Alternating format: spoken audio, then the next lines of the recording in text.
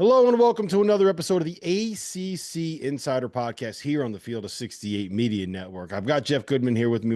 My name is Rob Dauster, and we're joined today by Reyne Smith, who might be the hottest shooter right now at this point in the ACC. Last four games, Reyne, you're 18 for 40 from three.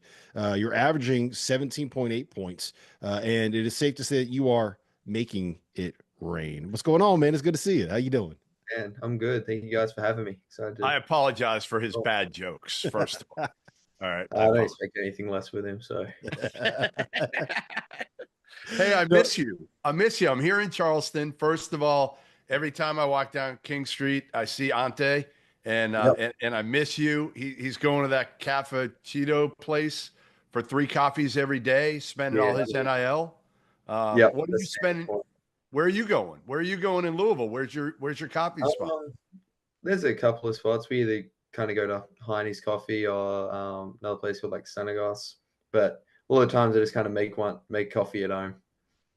What do you miss most of Charleston? Just kind of definitely the weather. Right now there's just been a huge snowstorm in Louisville, so kind of looking back at Charleston, I'm like, damn, I'd much rather be in that type of weather than being stuck in a snowstorm. Yeah, I was going to ask you, how much snow did you guys get? There's a lot. There's the most I've ever seen. So I don't know how much exactly, but it's everywhere. Have you ever dealt with?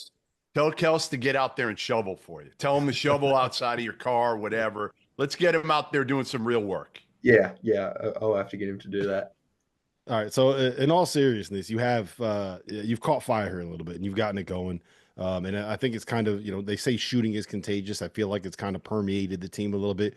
What has led to this 4-game run for you, and what has led to this 4-game winning streak for Louisville? Just the confidence of working every single day, like during the start of the year and for a little stretch, went shooting my best individually and as a team, but never kind of lose confidence and continue to stay in the process of getting your work in every single day in your own time and just not panicking. Like I've seen myself make many shots in my career. So just not panicking and kind of trusting the process. And it's kind of led to this nice little stretch we have going on. How much fun has this been for you? Because most guys, Reyne, when they transfer up a level, which you did, you kind of see your numbers get cut in half. I did a study on it a couple years ago. And for you, your numbers have actually gotten better. You're scoring at a better clip. You're rebounding at a better clip. You're not turning it over as much. All of it. I mean, everything's been better overall. And you're playing in the ACC at a level that I think a lot of people question whether you could play at, certainly coming over here in the first place. What has this whole experience been like for you?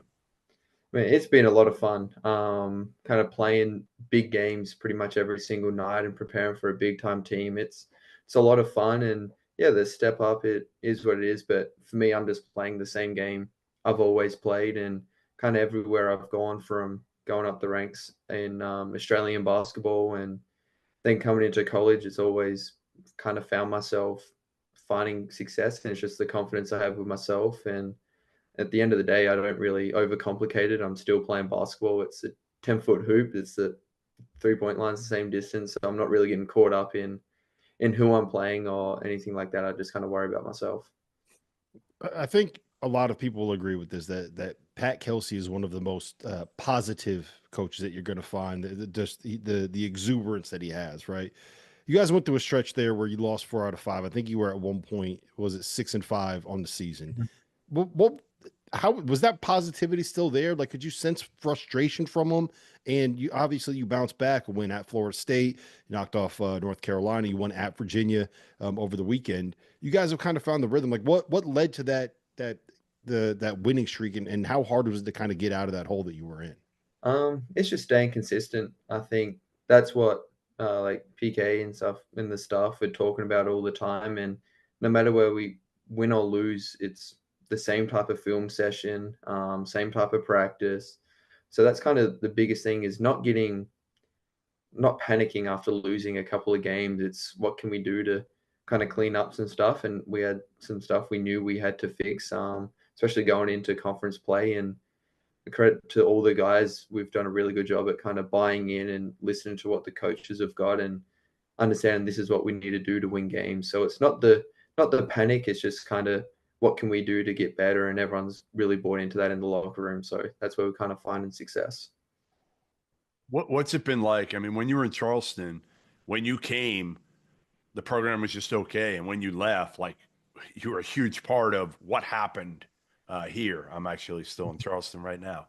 Um, you've kind of done the same thing at Louisville here in a short period of time, right? I mean, they were obviously at the bottom the last couple of years, and now you've got them where the city, I'm sure, is completely alive and out of their minds. Give me an example, Reyne, of the fans there and what it's like to right now be a part of this thing as they flipped it.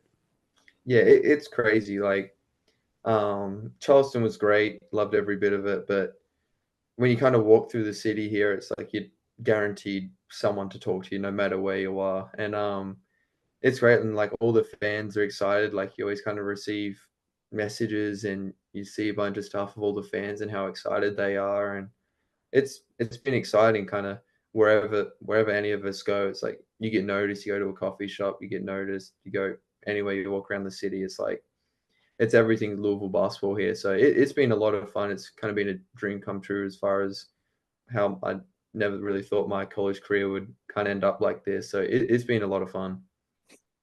It was not the easiest start to the season for you guys, and a lot of that had to do with injuries, right? Obviously, Kadir was out for a while. You're dealing with Kaysen right now; he's done for the season, and Core, and I believe he said he's redshirting, right? So Kadir's back. He had 15 the other night against Virginia. He can guard fours, he can guard point guards, he can score. Like what kind of a boost is it to get a dude that can do that and the versatility that he has, getting him back in the lineup? Yeah, it's great. Another extra body. And as you said, we dealt with a lot of injuries. So it was nice having him back and kind of get into the flow of the game again after being out for such a long time. It's tough to kind of work your way in. Everything feels really sped up, and it's been great. And especially having him in as another body, and that he can just do so much out there, and to see him put up a really good performance against Virginia was fun to see. Hey, what's been the toughest adjustment for you going from mid-major plus, I guess, basketball to the ACC? Was it defensively, or what was it? Um, I wouldn't say defensively. I don't really find too much of a problem with that, but I think it's more just the day in day out kind of process and scouting, because now in the ACC you're playing big time teams every single night. Like there's no night off. You can't afford to have a night off. You have a bad game, it's the other team's just going to eat it up. So it's like that's kind of been the biggest adjustment coming from like Charleston and the CAA and just mid-major basketball. It's like this is literally every single night you're out there playing. It's a big game. So it's been a lot of fun for me, but that's definitely kind of what I found the biggest adjustment to be. All right, we got to give Chucky Hepburn his flowers here. I was talking with Terrence Oglesby the other day. He had your game on Saturday, the Virginia game, and he said, "This is a quote: Chucky Hepburn is playing like the best point guard in college basketball. When you got that dude next to you, you know what he can do defensively. He's setting you up for threes. Just for the people that haven't seen Louisville much, what does Chucky mean for this team and this program?" Yeah, he's the point guard, the heart and soul of kind of the team. He gets us going, and all of us kind of feed off the energy he brings. And he's been unbelievable. He's an unbelievable teammate, unbelievable guy in the locker room, and just makes everyone's life so much easier. Kind of the effort he puts in defensively, he's finding guys. He's found a good stride offensively of kind of balancing when to pass and when to attack and score. And yeah, he's been amazing to play with, and him like setting me up. He understands where I'm going to be when I'm going to be there, and just kind of passing it to me when I don't think I'm open. Then all of a sudden I'm open when he throws it. So Who's he's he been guarding in great. practice? Who's he got to lock up in practice? It changes. We all kind of change it all up each day when teams change in practice. So, but yeah, I mean, Chucky's definitely, my opinion, best point guard in the country. I haven't really gone up against anyone where I wouldn't want to take Chucky. Is he dunking on anyone else, or was I the only one that got to see that in the Bahamas? I think you're the only one that got to see that. So hopefully he gets another one. I'm not sure, but hopefully he gets one this year.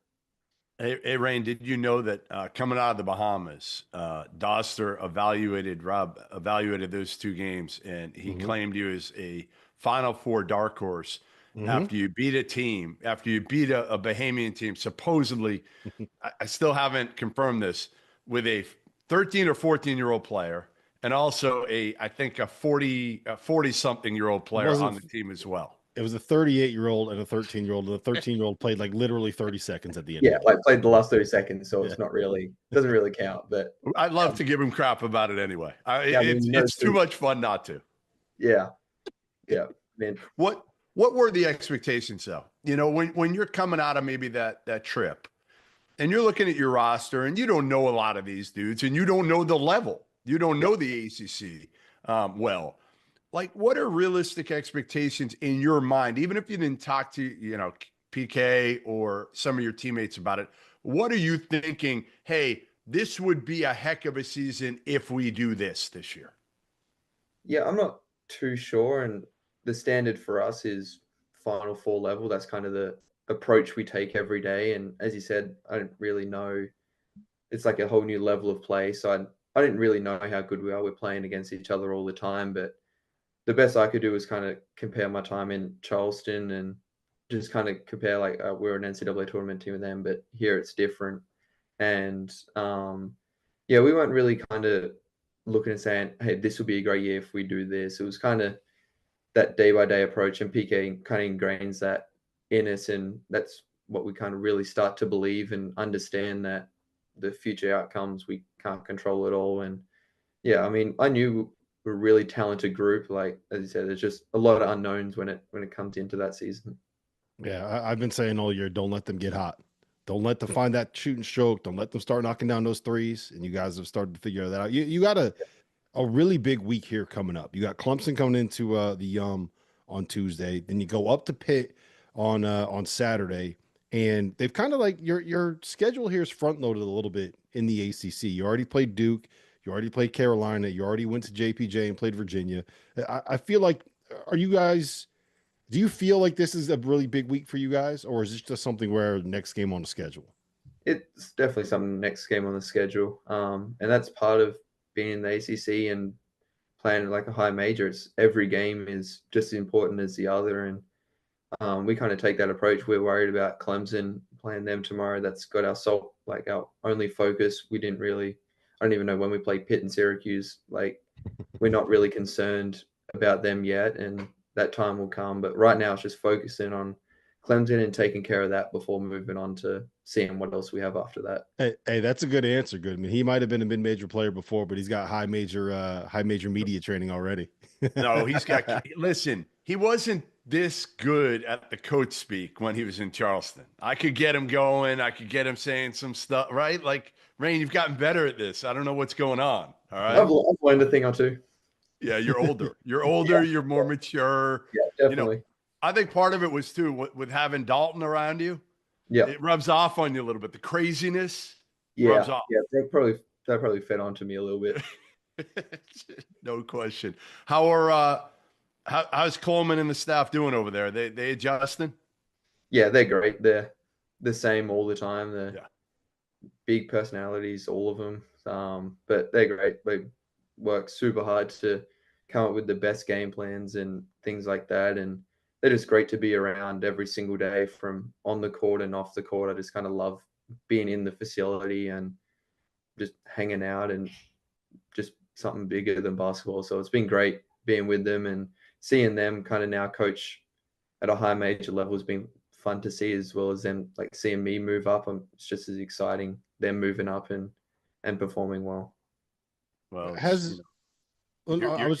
go ahead, Jeff. Your NIL went up and their paycheck went up. So you guys are all smiling, right? Yeah. No complaints. Back to the injuries. I think you can kind of look at the way that the season played out and see where Kaysen went down. And that's kind of where things turned. And it took a while for you guys, it feels like from the outside, to figure out how you're going to do things without a talent like Kaysen out there. Because let's be honest, like, when you're 6'9" with his kind of skill set and shooting ability and can score it off the bounce, he'd change pretty much any team that he would be on. How long did it take to kind of get used to not having them, and maybe a new style and maybe new sets that you're running, to get to the point where now you're running games again? Yeah, like as you said, losing Kaysen was a big deal for us. He brings so much to the table, and when he went down, we kind of lost a couple of games. That's where we kind of, as a team, spoke and just understood that there's a new dynamic to the team. We got less bodies. We had KJ and Kaysen now out, and you get so used to practicing with them all summer. We're practicing with them for almost 6 months all the time. So that was what we were used to, and now we have a different look, different lineups are out there, and we understood that it would be a process of understanding different lineups and have to kind of play slightly different, I'd say, but it's just mainly different lineups, and understanding it will be a little bit different with losing such a valuable player. And everyone really understood that and understood they had to take in a bigger role. So it took a little time to process, like anything does, and but we just stayed the course, and each day going into practice, just trying to get better every single day. Did your family come out for the holidays to Louisville or not yet? Yeah, so my family came for the first 2 games of the season. I did. So they were How was seeing Moorhead in Tennessee, and they're going to be back for the last 3 games. senior day and everything? Go through Yeah, another, yeah, you got to tell them to stick around for early May. Like you got to get them yeah, in for the Kentucky Derby. yeah, yeah. So my mom's all over that. So she's definitely wanted to come here for that, and then along with my graduation, so she will be ready for that. Awesome, awesome. Have you gotten out on the course at all? I did over the off season. During season, it gets a little less time. It gets too cold to get it out there, but pretty much all off season, I was out there at least twice a week. But I'll try and get into the simulators with some of the guys on the golf team to kind of keep sharp. So yeah, You're making shots now, so no one can say anything if they catch you out there on the course, catch you out there yeah, playing golf. yeah. So as long as I take care of that, it's all right. I think it's cool how too, we talked about your numbers earlier. You're playing more. One of the things, obviously, you're shorter, the rotation shorter because of the injuries, but playing almost 30 minutes a game right now. I don't know if you ever could have expected that even going to the season because of the way PK's system has been. You were deep this year. You were 10 deep to start, maybe even 11, and how much different is that for you as a shooter to get even more reps, to know that, listen, you're not going to come out of the game right away if you miss a couple that, frankly, he can't pull you. He can't pull you as much because there's not as many dudes on the bench. Yeah, I mean, it's a different dynamic in how we play, and it's the most minutes I've played in my college career each night. And I mean, I'm never complaining about being out on the court. But yeah, it's fun and kind of figuring out, especially once injuries start to happen, of playing more and kind of how to play through kind of little high minutes load in our system and things like that. But yeah, it's been fun. Never really expected this, and a lot of guys on the team kind of had to figure out, all right, we're playing more minutes now, and a little more expectation to go out there and perform. So yeah, it's fun, and everyone's kind of taking on that challenge. You know what his favorite part is, Goodman? That means that practice has got to be shorter, right? Good point. No question, no doubt. Hey, give me a message. Give me a message for Ante before I leave Charleston in a week. I know I'll see him at least a couple times walking down King Street, although it's cold here now. It's getting chilly. Yeah. Give me something I can rip on Ante for. Give me some message to send along. Just tell him you better win Player of the Year in the conference, and make sure you call him Big Dumb. That's Big Dumb? Big Dumb. That's what Like Dalton as in D-U-M-B? Yeah. Dumb? Yeah. All right. Dalton I would like it. always call him that. So that was kind of a little running joke for a bit. Okay. He's gonna All love that you gave that to Goodman because Goodman is gonna run with this. He's honestly, he may see it on his locker when he gets in tomorrow morning. I mean, that would be funny. Well, listen, Reyne, congrats on the start to the season, man. I'm glad to see you guys have turned this thing around and started winning. I said you're a dark horse Final Four team. I still think you guys can make a run. I'm all the way in on the Louisville bandwagon. You know that. So keep making shots and keep making me look good. Yeah, I will. That's what it's all Congrats on about, your right? success, man. Congrats. It's been fun to watch you over the last few years, and keep it going. All right, keep making those shots and keep guarding.